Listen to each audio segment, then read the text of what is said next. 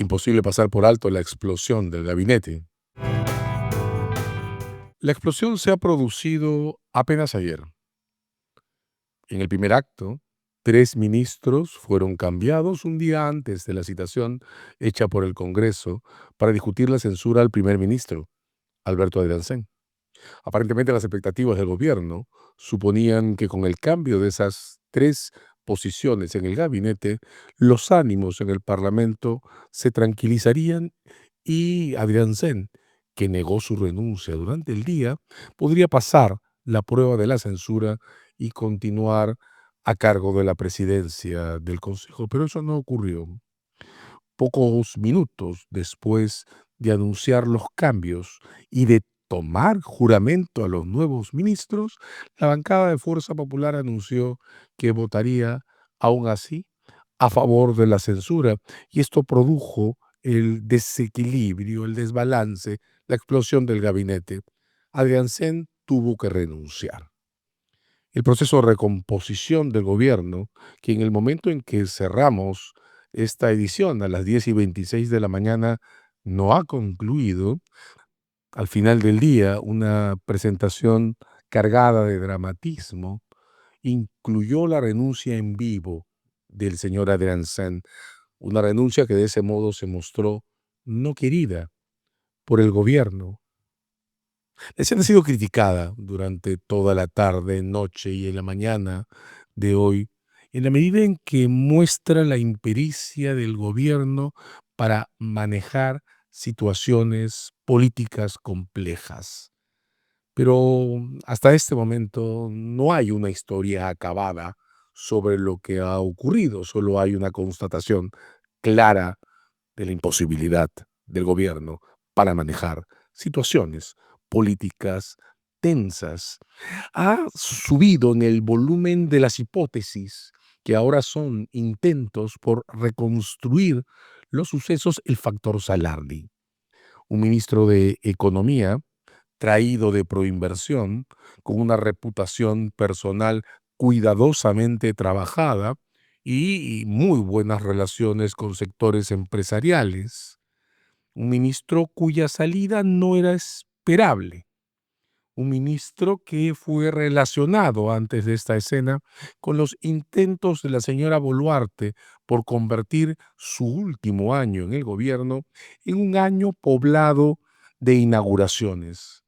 Un ministro que provocaba curiosidad, un profesional serio que conoce de infraestructura y conoce la mecánica de los proyectos desarrollados con iniciativas privadas y en relación al sector privado, estaba comprometido en un plan por acelerar procesos de desarrollo de proyectos que tienen periodos de maduración más largos. Bueno, la paradoja no fue resuelta. Salardi salió abruptamente de la malla de ministros del Ejecutivo el día de ayer, con historias que, insisto en decirlo, todavía deben ser contadas. ¿Qué explotó alrededor de Salardi? La imposibilidad de sostener esta versión versallesca del manejo de la caja fiscal en un calendario de inauguraciones que le dé una forma simbólica a la continuidad de Boluarte, una falsa legitimidad por construcciones en el último año de su gobierno. Estalló la imposibilidad de sostener lo que representa esa aspiración, el cronograma de inauguraciones durante todo un año en términos de equilibrio de la caja fiscal. ¿Cuánta influencia ha tenido en ese proceso el que define la salida de Salardi? Otros procedimientos paralelos, como por ejemplo haber habilitado, esto ha pasado hace muy poco, las bases para que Petroperú acaso termine tomando el control de los proyectos de expansión de la cobertura de gas en el sur. Cuánta influencia ha tenido en este ciclo, lo que le puede costar al Estado sostener o revitalizar el plan Petroperú. Estas son incertidumbres. No tenemos claridad sobre lo que representa la salida de Salardi del Ministerio de Economía y Finanzas. Solo está claro que ese fue un factor no planificado. porque ha obligado a mover a otra pieza vital del gobierno, Pérez Reyes, en transportes, a cargo de un proyecto tan importante para el régimen como el nuevo aeropuerto del Callao, hacia el Ministerio de Economía y Finanzas.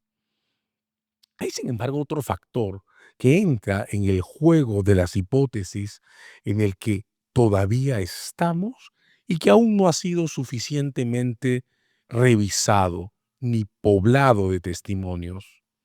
De cara a la citación para discutir la censura de Adrianzen, hubo un pronunciamiento del señor Adrianzen en el que él nos recordó que en realidad, de acuerdo a la Constitución, el Congreso no puede ser cerrado solo en el último año de gobierno, y el último año de gobierno comienza en julio de este año. Algunos analistas habían venido entendiendo que la imposibilidad de cerrar el Congreso comenzaba con la convocatoria de elecciones, pues esto no es cierto y Adriancén nos lo recordó. Comienza en julio, solo el último año de gestión. No se puede cerrar el Congreso. Y Adriancén nos lo recordó con un lenguaje que acaso, esto es solo una de las sospechas que circulan entre observadores de esta escena, acaso fue tomada por una amenaza por algún sector en el Congreso. De hecho, el cierre del Congreso es una construcción profundamente sensible. De varias maneras que Vizcarra lo haya cerrado en el 19 forma uno de los elementos que componen los lenguajes políticos de este ciclo. Que de una manera u otra Adriancén haya relacionado su censura con el inicio de un ciclo de aceleración de crisis políticas que podría implicar también el cierre del Congreso, puede haber sido una gota que derrame el vaso. Este Congreso, que en su mayoría se representa a sí mismo como principal poder del Estado, ha hecho de la subordinación del Ejecutivo una consigna. Un primer ministro, lo repito, invitado a una sesión para discutir la censura, que anuncia que su censura puede desencadenar otra crisis derivada o de la que resulte el cierre del Congreso, puede haber sido demasiado. La condición esperada para bloquear la sesión de censura podría haber sido en una buena parte del Congreso la salida de Adriancén, que anunció que se quedaba, que no renunciaba y entregó, junto con Boluarte, un nuevo gabinete que no bajó las tensiones. Todavía no estamos en posición de asumir que esto fue lo que gatilló el mensaje de Fuerza Popular del día de ayer, martes 13 de mayo. Pero esta mañana, Fernando Rospigliosi, en una conversación con Augusto Álvarez Rodríguez, modificó la lectura usual de la mayoría en el Congreso sobre la continuidad de Boluarte. Usualmente, cuando se ha preguntado a representantes de la mayoría del Congreso sobre la posibilidad de una Boluarte que llegue al 2026, las respuestas han ido dirigidas a confirmar que guste o no guste, la permanencia de Boluarte es una condición de lo que ellos llaman estabilidad política y que guste o no guste, que ella siga al frente del gobierno es mejor que lo que representaría un movimiento institucional para generar un gobierno de transición hasta las elecciones. Esta mañana Fernando Rospigliosi contestó a Augusto Álvarez Rodríguez modificando la estimación de riesgos. Álvarez Rodríguez le preguntó qué porcentaje de probabilidades veía ahora a que Boluarte llegara hasta julio del 26 y Fernando Rospigliosi contestó 50%. El compromiso por su permanencia parece ahora en discusión y eso regresa a la pregunta. La crisis se ha desatado por el modo en que un sector del Parlamento recibió las declaraciones de Adriancén sobre la posibilidad de desatar, con ocasión a su censura, una crisis doble que condujera al cierre del Congreso o no. Va a tomar varios días tener una lectura uniforme sobre el modo en que han jugado todas estas variables sobre la mesa, el factor Salardi y estas declaraciones de Arancén sobre cerrar el Congreso parecen ser dos ingredientes de la lectura de una situación en construcción. Algunos de los analistas, de los observadores de la escena, con los que comentábamos, todavía repletos de mensajes de textos y ansiedades, esto anoche, me decía que una de las explicaciones posibles de una dinámica como la que hemos visto, cargada de torpeza y aceleraciones, puede revelar lo que ocurre cuando en una mesa de tres partes las negociaciones políticas se hacen uno a uno. Me decía este analítico, nos decía este observador de la escena, que cuando una negociación política se maneja a tres bandas, la única forma de asegurar la estabilidad de los resultados es que las negociaciones incluyan a las tres partes. Algo como lo que ha pasado, comentaba, solo es posible cuando la negociación con el fujimorismo se ha hecho por separado a la negociación con APP y luego la resultante es malinterpretada por todas las partes en la mesa. En ese caso, me decía, lo usual es que las cartas se recojan para volver a ser lanzadas. ¿Es eso lo que ha pasado? ¿Ha habido aquí una negociación incompleta a dos bandas? La hipótesis es interesante porque pone en evidencia, además, que lo que hasta ahora se ha mostrado como una suerte de coalición sin un cemento que la pegue sólidamente de respaldo a la continuidad de Boluarte, ha modificado su estructura.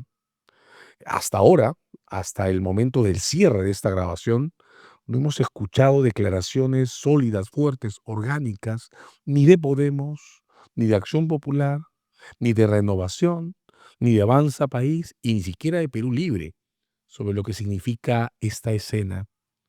Se han modificado entonces las correlaciones y ahora tenemos una primera mesa de tres bandas, Gobierno, Fuerza Popular y APP, que dirigen ahora, no sin dificultad, una coalición de segundo nivel con el resto de fuerzas que hasta ahora todavía forman la mayoría en el Congreso. Y después de esta crisis, esa mesa, gobierno, APP, Fuerza Popular, ¿se recompondrá? ¿O estamos entrando a un periodo de escisión y explosión completa de la coalición antes de las elecciones que siguen? En ese marco, ¿cómo se organizarán estas correlaciones para sostenerse en el periodo que lleva hasta julio de este año? Corto, desde cierto punto de vista, larguísimo, si el sentido de esta crisis explica una fisura de esa dimensión. Al final del día, sin embargo, toda esta escena transcurre en un plano simbólico cargado de lógicas internas, de pasillo, profundamente subjetivas y poco orgánicas, si se les mira en perspectiva institucional. En la escena país, cosas muchísimo más drásticas están pasando. Hace muy pocos días, Ojo Público publicó un reportaje, difundió un reportaje que, si se confirma en todas sus condiciones, pone sobre la mesa una mecánica muy compleja en la organización de la explotación de minería en Patás. En la versión de Ojo Público, el foco de la tormenta que está instalado, esto es bastante claro, en los socavones de las concesiones que administra Minera Poderosa, se produce por un plan de negocios en el que el factor principal estriba en agregar valor a la explotación de mineros informales vinculados a Reinfo, de modo que en ese agregar valor que Ojo Público ha representado como si Poderosa tuviera básicamente una balanza donde compra el oro que le traen quienes explotan las concesiones, lo que habría es una disputa abierta por acumular la mayor cantidad de accesos a vetas de extracción de mineral en socavones, en la que no se repararía en sobornar equipos de seguridad para profundizar el alcance territorial de cada unidad de negocios, algo así como una disputa a balazos por controlar socavones.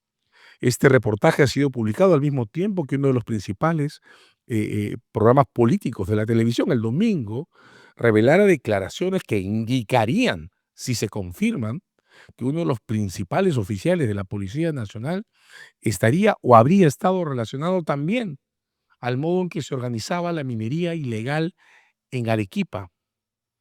Pero todos estos asuntos que ahora están en investigación forman la verdadera coyuntura actual, una coyuntura en la que el nuevo factor que debería ser determinante para tomar posiciones generales tendría que estar en la identificación del rol que cada sujeto político planea jugar respecto a la contención de la violencia que se está generando por la expansión del sicariato y las extorsiones, pero también y principalmente por la expansión de los mecanismos violentos de extracción que lideran las economías ilegales.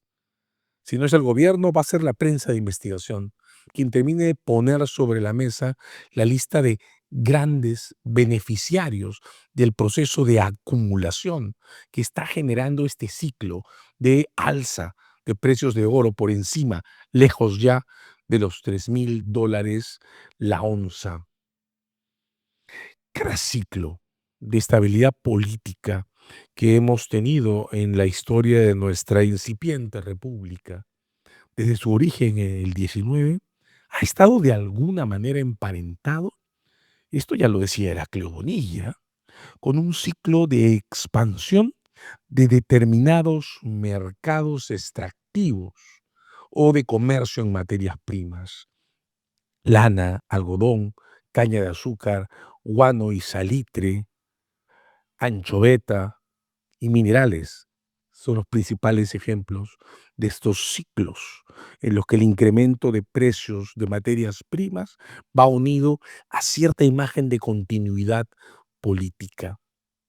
El problema del ciclo en el que estamos ahora, con el oro al nivel que tiene, está en que los agentes económicos posicionados para obtener las ventajas del ciclo extractivo incluyen ahora a mineros ilegales y la enorme carga de violencia que su ascenso representa, más lo que significa en términos de determinación de la forma de ser del Estado, porque al final del día los partidos políticos adquieren la forma que les da el dinero que les financia, y es ese dinero el que determina las cuotas de influencia sobre los márgenes de discreción del gobierno. En este ciclo, la economía ilegal está mostrando un ascenso que no se registró en los ciclos anteriores y está impactando sobre la forma de ser del Estado. Ahí está nuestro divisor de aguas.